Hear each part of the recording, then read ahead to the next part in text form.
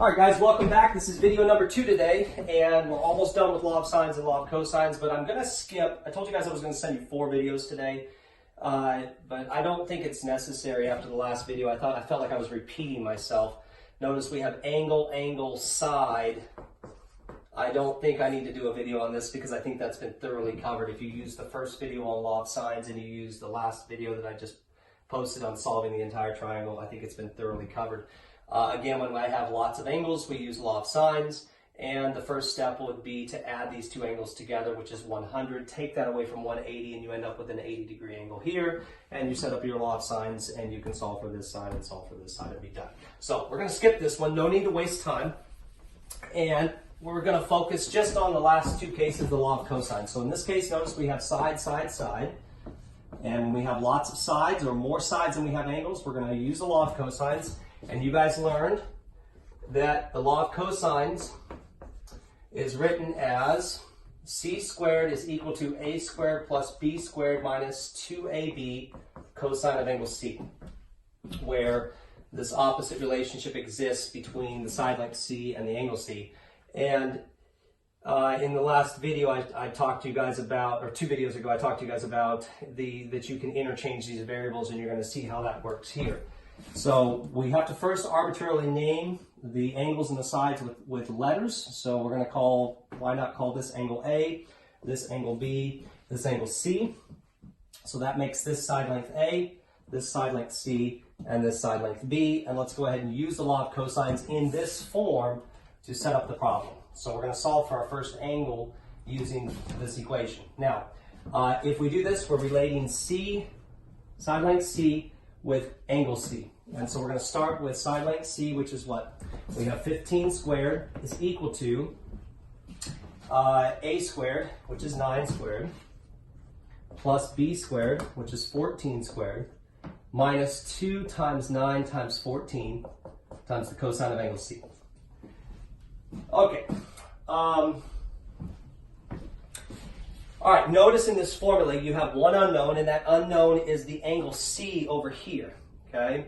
So we're going to solve this thing out, and at the end we're going to have to do an inverse cosine to actually find the angle C. So this problem will involve an inverse.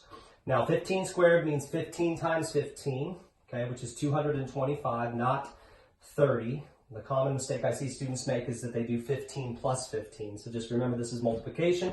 9 times 9 is 81, 14 times 14 is 196, minus 2 times 9 times 14, that's what, 90, 9 times 4 is 36, 126 times 2 is 252, cosine of angle C, 90, yeah, okay, so I don't want to make a mistake.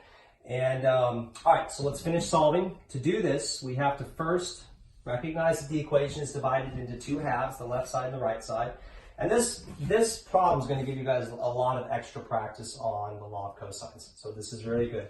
We're going to have to add these 2 values first. And notice we have a lot of information on the right side of the equation. We don't have a lot of information on the left side of the equation.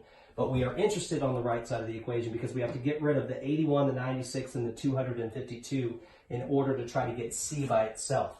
So 81 plus 196 is 175. No, 177. My bad, minus 252 cosine of angle C, and this is 225. Now, if you have a hard time seeing this, I'm going to put a line underneath the 225, and we're going to call that, we're going to make up another number. Let's call that the number 10, okay? And I'm going to put a line underneath the 177, and I'm going to make up another number. I hope this doesn't confuse you, but I'm trying to show you that this equation is very similar to a basic algebraic equation you learned in Algebra 1. 177, make up another number. Let's call that the number 8. And the 250, so we have minus and the 252. Let's make up another number. Let's call that 9. And then the cosine of C, you can think of this as sort of like an unknown variable x. So you're basically looking at an equation that looks like this, where if you wanted to solve this, you have to get rid of your 8, and then you have to get rid of your 9. To get rid of the 8, this is a positive 8, you would subtract 8, and you would get 2 is equal to, remember the negative goes with the 9, negative 9x, and then you would divide by negative 9, and you would finish the equation.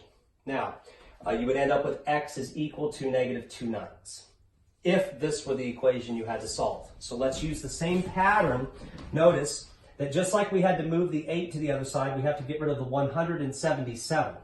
So you have to see this as a number times a variable, a number, and a number. So we have to get rid of the 177 first, subtract 177 from 225, we end up with 48 is equal to, I'm always double checking, making sure I'm not making mistakes, is equal to negative 252 cosine of angle C. And now what we have to do is we have to divide by negative 252, divide by negative 252, and we end up with the cosine of angle C is equal to negative 48 over 252. And I'm going to say, don't even worry about reducing the fraction, just leave it like this. And to finally solve for C, to get rid of the cosine, to get C by itself, angle C is going to equal the inverse cosine of this guy, negative 48 over 252. And that is your solution for angle C. So we know that angle C is the inverse cosine of negative 48 over 252. And if your calculator is in degree mode, you can type this directly into your calculator and it will give you an angle measure. Now, okay, let's do this again, but we're going to set the formula up using, notice, in this problem, we related angle C with side length C as our opposite relationship. Now, we're going to do the same thing, but we're going to relate angle A with side length A. So now we're paying attention to this opposite relationship. So if I'm looking at this here, I'm going to erase this. If I'm looking at this relationship, then I want A to be listed first in my formula, and I want angle A to be listed last, okay? So we're going to write this as A squared is equal to the other two sides, B squared plus C squared minus 2BC cosine of angle A, okay? And let's go ahead and fill the information in. So side length A squared is going to be what? 9 squared minus, equals B squared, which is 14 squared plus 15 squared minus 2 times 14 times 15 cosine of angle A. Okay? All right. Okay, so stop and look. Do we still have an opposite relationship between side length A and angle A? Yes, we do. And obviously we could have moved these variables and put them anywhere we wanted when we started. So this is the same thing as saying C with C. Okay? 9 squared is 81. Is equal to 14 squared is 196 plus 225 minus 14 times 15. That's 210. That's 420 cosine of A. Yeah, that's right. Okay. And then we're now going to add these two. So we get 81 is equal to 421 minus 420 cosine of angle A. And to solve this equation, we're going to subtract the 421. So minus 421. 81 minus 421 is negative 340. Yeah. All right, we're running out of space. So we get negative 340 is equal to negative 420 cosine of angle A. And now we have to divide by negative 420. Divide by negative 420. Again, I told you don't worry about reducing the fraction. The negatives will cancel, giving you 340 over 420. And then to solve for A, we have to do the inverse cosine of this other side. So we end up with the inverse cosine of 340 over 420. And that is equal to angle A. Now we have found angle A. So what was angle C? Angle C was the inverse cosine. Remember that the inverse cosine is finding an angle measure, okay, of negative 48 over 252. And here we have the inverse cosine of 340 over 420. for angle A, and lastly, we need to solve for angle B. I'm going to go ahead and erase this. I started using a purple marker because the black marker wouldn't erase easily, and at least it erased the first day, but it wouldn't erase after that. So hopefully this purple comes up clearly for you guys. All right, lastly, let's set this relationship up. So we're going to have B squared is equal to A squared plus C squared minus 2AC cosine of angle B. We have this opposite relationship. We know that B is 14. 14 squared is equal to 9 squared. You guys probably fast forward the video at this point, but just one more example for those that are having trouble with this. Minus 2 times 9 times 15 times the cosine of B. Again, we have to solve for the unknown angle B.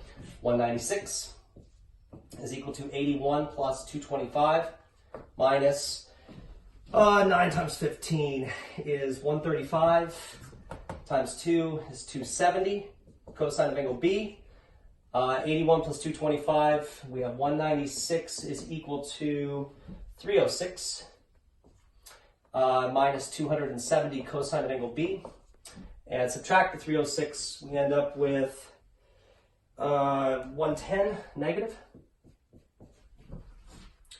Let's see, 110, yeah, equals negative 270 cosine of angle B, and divide by negative 270.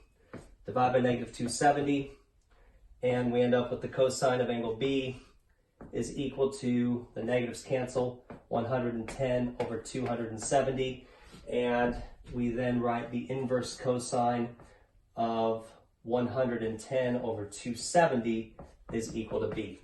And so we have now found our last angle. This last angle is the inverse cosine of 110 over 270. And I will see you guys in the next video. All right.